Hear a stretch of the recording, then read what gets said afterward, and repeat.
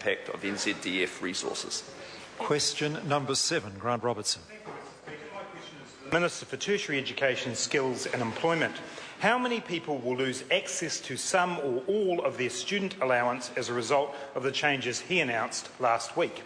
The Honourable Stephen Joyce. Mr Speaker, I'm advised that approximately 4,000 to 5,000 students would be affected by the policy change that removes student allowance eligibility for postgraduate masters and PhD students. Those students will of course remain eligible to borrow from the interest-free student loan scheme. The change would not affect the vast majority of students undertaking undergraduate degrees, and of course the 200 a week's eligibility rule, roughly equivalent to 5 years of study, has been in place for decades. The member does have to remember that the context that the government expenditure on student allowances has blown out in recent years, from $385 million in 2007-2008 to $620 million in 2010-11, which is a 62% increase. Grant Robertson. Has the Minister read the Ministry of Education's advice that the increase in student allowance expenditure he's just referred to is, quote, largely due to high unemployment, particularly for younger age groups, due to the economic recession?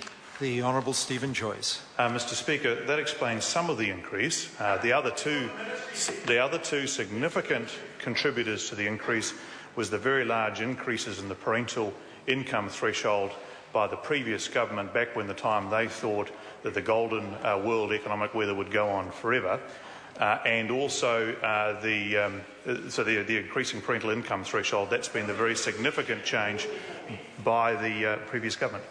Grant Robertson.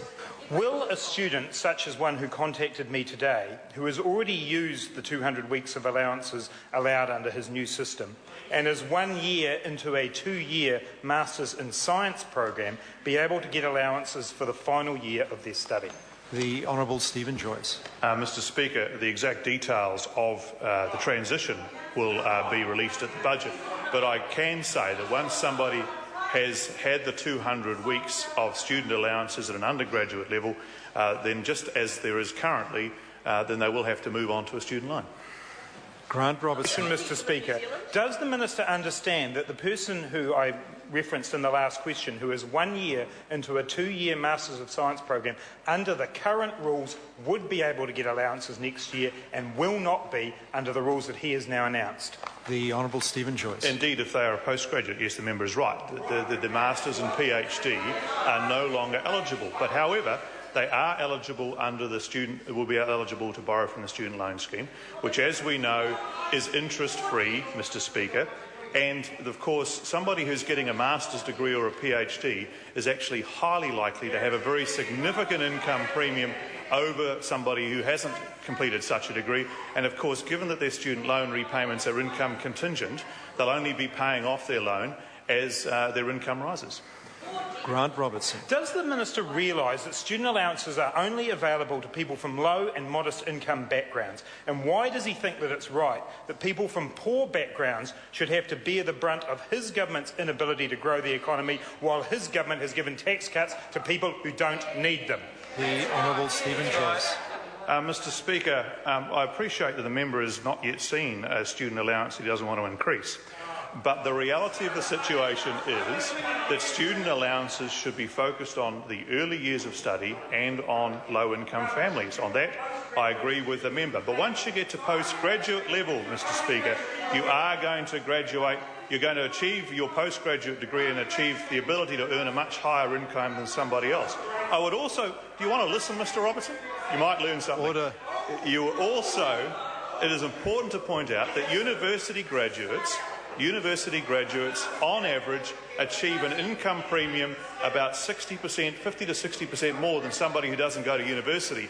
And I don't think that we should actually be saying that we want more subsidy of university students from people who don't actually go to university. Grant Robertson.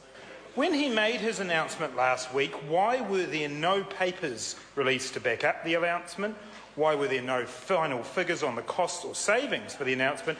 That when Paula Bennett made her announcement this week, there was a full suite of background papers and costings? And could it be that there was a need to provide a diversion last week from Mr Banks and his failing memory? The Honourable Stephen Joyce.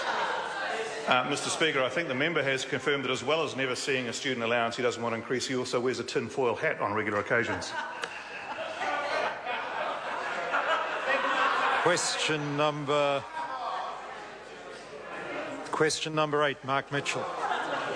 Thank you, Mr. Speaker.